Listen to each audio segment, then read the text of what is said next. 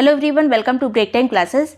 इस वीडियो में modern history के अंतर्गत जो भारत में शिक्षा का विकास हुआ है, किस किस तरह से ब्रिटिश काल में जो शिक्षा का विकास हुआ 1947 तक, वो सभी चीज़ें इसमें देखेंगे। खास करके जो आयोग वगैरह बने, जो समितियां बनी, वो इसमें कवर करेंगे। ये आने वाले यूपी पीसीएस के एग्जाम के लिए आरओ वीडियो वगैरह के लिए इंपॉर्टेंट होगा। यूपी पीसीएस की टेस्ट सीरीज ज्वाइन करने के लिए आप 7355459135 पर व्हाट्सएप करके पूरी डिटेल ले सकते हैं, जिसमें आपको एक्सप्लेन टेस्ट सीरीज दी जाती है।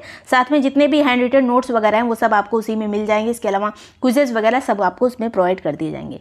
अब सबसे पहले एक संस्था की बात करें मॉडर्न हिस्ट्री के अंतर्गत जो एग्जाम में पूछी जाती है, तो भारत में मदरसा की स्थापना पहली बार जो कलकत्ता में की गई थी, मदरसा की स्थापना ये किसके द्वारा की गई थी? तो वॉरेन हेस्टिंग के टाइम पे की गई थी। ये ब्रिटिश काल की केवल बात की जा रही है। और ये कब स्थापना हुई थी इस मदरसे की? तो 1781 में। यहाँ पे ईयर वगैरह भी इंपॉर्टेंट होगा पूरे वीडियो में। तो वॉरेन हेस्टिंग के टाइम पे कलकत्ता में मदरसा की स्थापना की गई थी।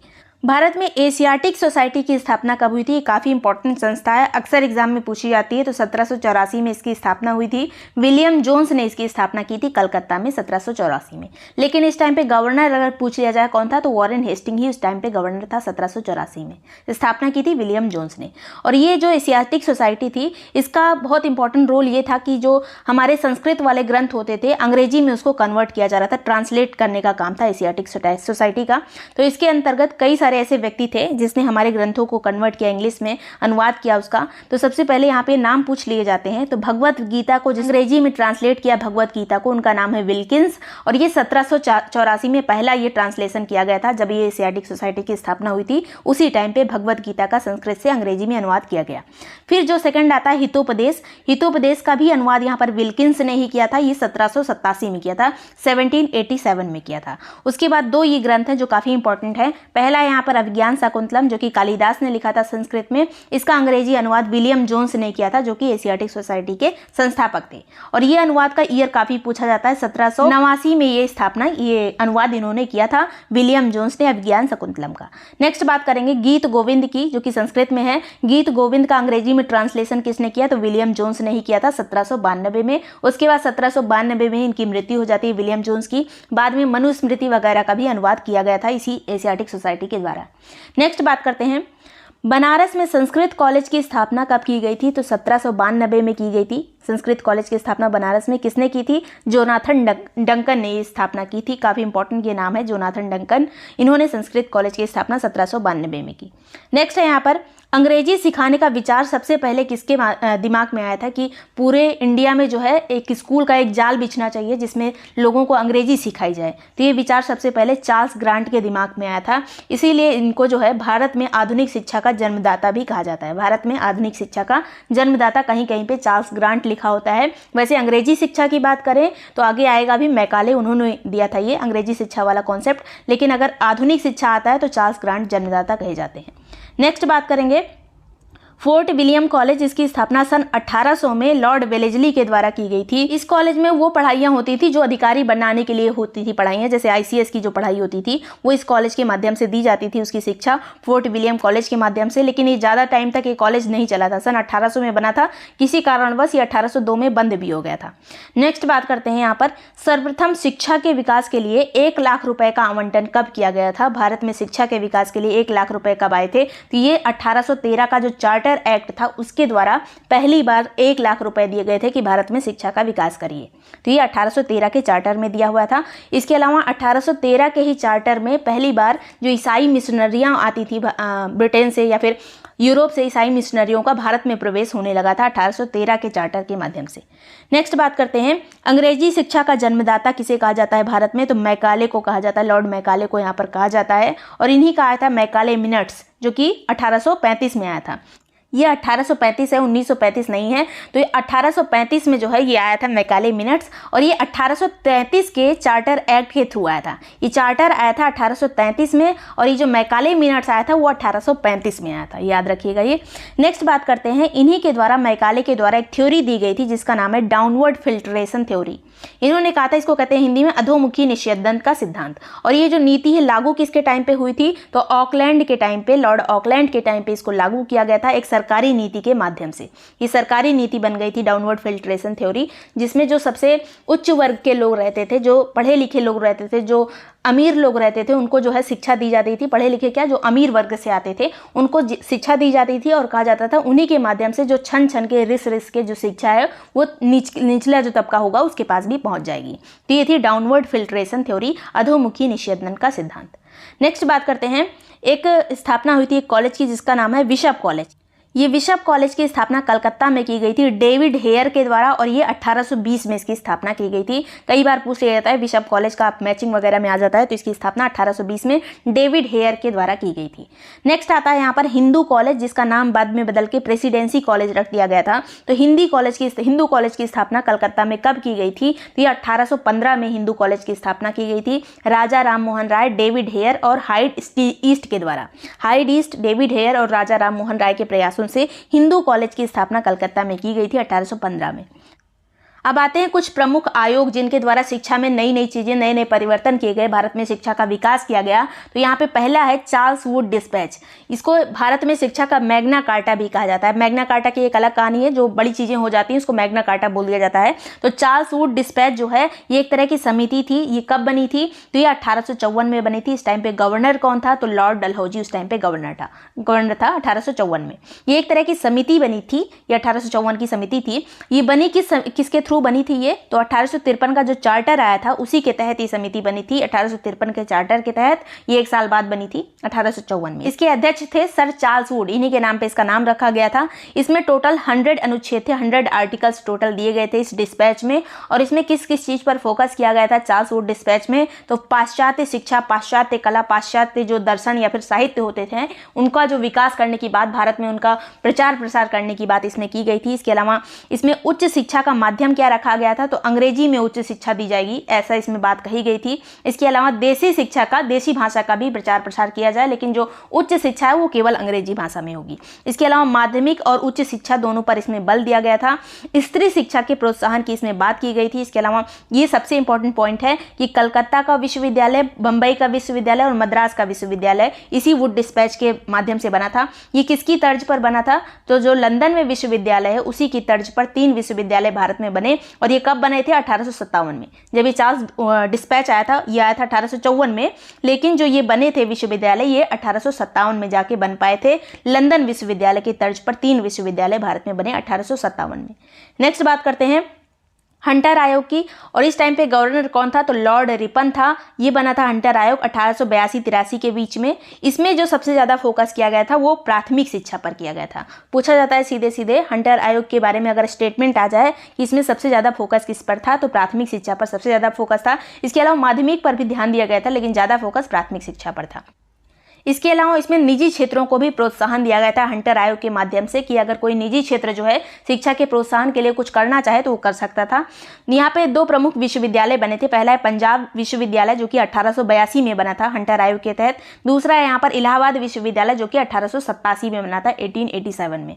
इसके अलावा भारत का पहला विधि विश्वविद्यालय जो कानून से संबंधित विश्वविद्यालय है वो 1887 में बना था। बेंगलोर में बना था पहला विधि विश्वविद्यालय भारत का, जो कि हंटर आयोग के तहत उसी टाइम पे ये बना था। नेक्स्ट बात करेंगे रेले आयोग। रेले आयोग 1902 में आया था। इसमें अध्यक्ष थे टॉमस रेले, इसीलिए इसका नाम है रेले आयोग। गवर्नर उस टाइम पे था लॉर्ड कर्जन। गवर्नर कौन था? Lord Curzon. इसके अलावा जो रेले आयोग था इसमें अध्यक्ष जो टॉमस रेले थे, इसके अलावा 2 भारतीय सदस्य भी इसमें थे, उनके नाम पूछ लिए जाते हैं। तो ये थे गुरुपत दास बनर्जी और सैयद बिलग्रामी। गुरुपत दास बनर्जी और सैयद बिलग्रामी जो हैं 2 भारतीय सदस्य इसमें थे। ये जो रेले आयोग है इसमें जो जितने भी परिवर्तन किए गए ज़्यादा शिक्षा से संबंधित नहीं थे। शिक्षा के विकास के लिए ज़्यादा कुछ काम नहीं किया गया। इसमें ज़्यादातर काम राजनीतिक परिवर्तन इसमें सबसे ज़्यादा किए गए, कि विश्वविद्यालय पे अनुदान कैसे दिया जाएगा या फिर जो उनका डिसीजन वगैरह है वो कौन लेगा। तो ये सभी इसमें राजनीतिक परिवर्तन किए गए थे। इससे पहले 1901 में कर्जन ने जो है एक सम्मेलन बुलाया था, जितने भी विश्वविद्यालय थे सबके अधिकारियों को बुला के शिमला में एक सम्मेलन किया था, जिसलिए इसका नाम पड़ गया था शिमला प्रस्ताव। उसी के बाद ये आया था, रेले आयोग बना था उसी के बाद, क्योंकि काफ़ी यहाँ पे ट्रोल किया गया था, काफ़ी मतलब डिस्क्रिमिनेशन हुआ था। ट्रोल तो अब होने लगा है, ट्रोल तो अब सोशल मीडिया के माध्यम से होता है, लेकिन यहाँ पे काफ़ी बुराइयाँ फैली थी कर्जन के बारे में कि आप जो है नियंत्रण जो है, पूरा नियंत्रण अपने पास रख रहे हैं, तो इसलिए काफ़ी निंदा की गई थी यहाँ पर लॉर्ड कर्जन की। उसी के बाद ये रैले आयोग बना था। लेकिन इसमें भी क्या हुआ, तो इसमें भी जो सरकारी नियंत्रण है विश्वविद्यालयों का, विश्वविद्यालयों पर जो सरकारी नियंत्रण है वो बढ़ गया था। सरकार के पास ज़्यादा निर्णय करने की शक्तियाँ इसमें आ गई थी। इसके अलावा गवर्नर को एक विशेष अधिकार मिल गया था जो कि निषेधाधिकार था। इस निषेधाधिकार के द्वारा कोई भी फैसला अगर विश्वविद्यालय की कमेटी जो है आपस में लेती थी, उसको गवर्नर चाहे तो सीधे से मना कर सकता था कि आप जो है ये फैसला नहीं ले सकते किसी विश्वविद्यालय में। तो ये सब जो है ज़्यादा दायित्व किसके पास, ज़्यादा जो कंट्रोल है वो सरकार के पास चला गया था इस आयोग के माध्यम से, रैले आयोग के माध्यम से।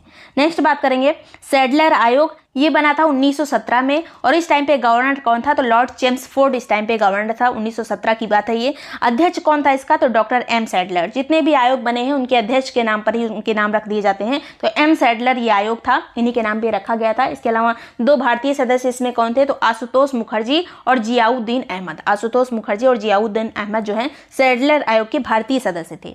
इसके अलावा ये आयोग मुख्यतः किस लिए गठित किया गया था, तो सबसे पहली बात ये कलकत्ता विश्वविद्यालय की जो समस्याएं थी उसके अध्ययन के लिए सैडलर आयोग बना था 1917 में। इसमें कुछ और खास बात की गई थी। पहले 12th वाली क्लास होती थी उसको विश्वविद्यालय में काउंट किया जाता था, लेकिन यहाँ से सैडलर आयोग के थ्रू इसको स्कूली शिक्षा में डाल दिया गया। मतलब 12th तक स्कूली शिक्षा होगी, उसके बाद आप विश्वविद्यालय में जाइए। इसके अलावा इंटरमीडिएट की जो परीक्षाएं होती हैं उनके लिए माध्यमिक बोर्ड का भी इसमें गठन किया गया सैडलर आयोग के माध्यम से। स्नातक वाला जो पाठ्यक्रम होता है ग्रेजुएशन वाला, उसको 3 वर्ष का रखा गया। इसके अलावा महिलाओं की शिक्षा पर काफ़ी जोर दिया गया सैडलर आयोग में। उत्तर प्रदेश में बोर्ड ऑफ सेकेंडरी एजुकेशन की स्थापना की गई सैडलर आयोग के माध्यम से। बोर्ड ऑफ सेकेंडरी एजुकेशन की स्थापना उत्तर प्रदेश में सैडलर आयोग के माध्यम से की गई थी। काफ़ी इंपॉर्टेंट ये क्वेश्चन है, स्टेटमेंट है। नेक्स्ट बात करेंगे, प्रत्येक विश्वविद्यालय में कुलपतियों की व्यवस्था की गई। मतलब हर विश्वविद्यालय में एक कुलपति होगा। मैसूर का जो विश्वविद्यालय था ये 1916 में बना था। इसके अलावा इसी टाइम पे, इसी के आसपास। इसके अलावा पटना का जो विश्वविद्यालय था 1917 में बना था। बनारस विश्वविद्यालय 1916 में बना। अलीगढ़ विश्वविद्यालय 1920 में बना। ढाका का विश्वविद्यालय 1921 में बना। इसके अलावा लखनऊ विश्वविद्यालय 1921 में बना। ये जितने भी ईयर दिए गए हैं सबसे क्वेश्चन पूछा जाता है या फिर अरेंज करने को आ जाता है कि निम्न में से कौन सा विश्वविद्यालय उनके क्रम में अरेंज करिए या फिर कौन सा सबसे लास्ट में बना, कौन सा सबसे पहले बना। तो सबका ईयर यहाँ पर इंपॉर्टेंट है। नेक्स्ट बात करते हैं इंच कैप आयोग। इसके बाद बना था लॉर्ड रीडिंग के टाइम पे बना था। गवर्नर जब लॉर्ड रीडिंग था उसी टाइम पे इंच कैप आयोग बना था शिक्षा के लिए। पूछा जा सकता है निम्नलिखित में से कौन सा आयोग शिक्षा से संबंधित नहीं है, तो उसमें अगर इंच कैप आएगा तो वो भी शिक्षा से ही संबंधित है, याद रखिएगा। ये 1923 में बना था। इसमें कुछ खास बात नहीं है, इसलिए इतना ज़्यादा इंपॉर्टेंट नहीं है। नेक्स्ट बात करेंगे हर्टोग समिति। ये लॉर्ड इरविन के टाइम पे बनी थी हर्टोग समिति और 1929 में बनी थी। कई बार एग्जाम में पूछी जा चुकी है। तो हर्टोग समिति 1929 में बनी थी। इसमें जो सबसे ज़्यादा जोर था वो प्राथमिक शिक्षा पर सबसे ज़्यादा जोर था। इससे पहले जो हमने केवल प्राथमिक शिक्षा पर जोर वाला जो आयोग देखा था वो था हंटर कमीशन, हंटर आयोग। और इसके बाद ये हर्टोग समिति, इसमें भी प्राथमिक शिक्षा पर जोर दिया गया। इसके अलावा ग्रामीण बच्चों को कहा गया कि ग्रामीण बच्चे जो होते हैं उनको केवल मिडिल तक स्कूल की शिक्षा दी जाए, उसके बाद की जो शिक्षा है वो व्यावसायिक शिक्षा हो। मिडिल स्कूल तक की शिक्षा के बाद ग्रामीण क्षेत्रों में उनको जो है व्यावसायिक शिक्षा दे दी जाए। इसके अलावा उच्च शिक्षा केवल उन्हीं को दी जाए जो योग्य हैं। उच्च शिक्षा सबके लिए नहीं थी इस समिति के माध्यम से, हर्टोग समिति के माध्यम से। इसके अलावा इसी की सिफारिश पर, हर्टोग समिति की सिफारिश पर केंद्रीय शिक्षा सलाहकार बोर्ड की स्थापना की गई थी 1935 में। यहाँ पे ईयर ये वाला इंपॉर्टेंट है। केंद्रीय शिक्षा सलाहकार बोर्ड की स्थापना 1935 में की गई थी और किसके माध्यम से की गई थी, तो हर्टोग समिति के माध्यम से, जो कि 1929 में बनी थी। नेक्स्ट बात करते हैं वर्धा योजना। ये 1937 में आई थी वर्धा योजना। और ये वर्धा योजना किस तरह से बनी थी, तो महात्मा गांधी का हरिजन जो उनका पत्र था उसमें कई लेख वगैरह शिक्षा से संबंधित छपते थे। इसके अलावा जो महात्मा गांधी थे उनकी अलग अलग शिक्षा की नीतियां अपनी अलग अलग लेखों में वो छापते थे। तो इनको इकट्ठा करके ये वर्धा योजना आई थी और इसको पेश किसने किया था, तो जाकिर हुसैन ने इसको पेश किया था।